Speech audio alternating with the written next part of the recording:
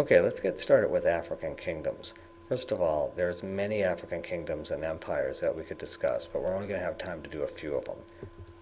We'll take a look at Ghana, which is sometimes referred to as the land of gold. Now, starting in the 3rd century, Berber nomads used camels to cross the Sahara, so it was a difficult trip for them to be able to do. They covered about 60 miles in a day, but they also traveled up to 10 days without water, so traversing the Sahara Desert was very difficult. These nomads actually blazed new routes across the desert, and as a result, trade increased. So if we take a close-up look at the map, you can see lots of trade routes, primarily going to oasis towns. Places like Tagaza, Tut, and Gat were places where they had to stop in order to get water, as they made their way from the sort of West African Horn all the way up to the northern part of Africa along the Mediterranean. Now, these would have been places that they would have traded as early as even with the Roman Empire, which got most of its gold from this part of Africa.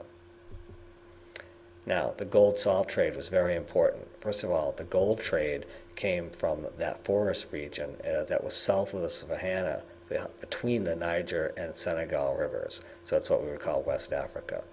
These guys would actually dig from shafts as deep as 100 feet. So these mines were dug by hand. People went down 100 feet, and that's how they excavated much of the gold.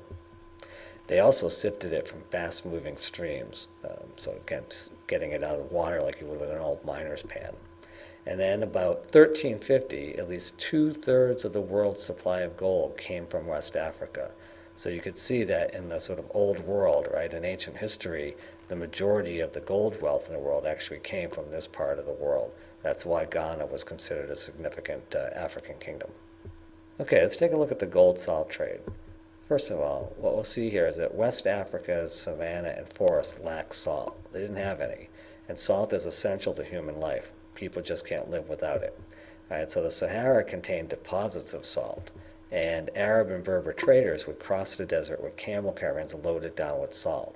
So sometimes you may have heard the phrase, it's worth its weight in gold. Well, they would say it's worth its weight in salt, because salt was almost as valuable as gold was at that time.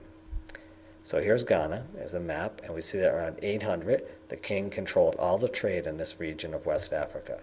He could demand taxes and gifts from merchants and chiefs of surrounding lands, and only the king had the right to own gold nuggets. So, people who found gold had to turn it over to the king. Now, this limited the supply of gold, and it kept its price from falling. So by controlling all the gold and not letting it sort of travel around freely with people, they were able to keep the price of gold high, which of course made the king even more wealthy and more powerful. Let's take a look at Mali. Mali is a neighboring empire that was very close to where Ghana was. And in 1235, the Kingdom of Mali emerged south of that Kingdom of Ghana. And miners found new gold deposits east of Ghana. So again, it's based on gold. And the most important trade routes actually shifted eastward because of that discovery. This helped make the people of Mali wealthy and allowed them to seize power. So Ghana began to collapse and Mali began to rise. The most important person to know from the Empire of Mali is Mansa Musa. First of all, he exercised royal control over the gold salt trade and put down every rebellion that was against him. He also had the empire expanded to roughly twice the size of the Empire of Ghana. So again, it made Mali much bigger than Ghana had been. Divided Mali into provinces, and he appointed governors who ruled fairly and yet efficiently. And then he had a 100,000-man army that kept order and protected Mali from attack. Finally, he went on the Hajj to Mecca in 1324 at 1325, and on his return, he built mosques in places like Timbuktu and Gao. So he was a Muslim, went on the Hajj, traveled there. People saw how wealthy he was with all the gold that he had. And when he came back, many people followed him. Many Islamic scholars came back to him to help set up Timbuktu and Gao as sort of great, empire cities that were learning and all sorts of wealth and prosperity took place. So here's Timbuktu. First of all, Timbuktu became a center of learning at this time. It attracted Muslim judges, doctors, religious leaders, and scholars from far and wide to its mosques and its universities. Let's finish up with this map. You can see it's called African Kingdoms and Empires.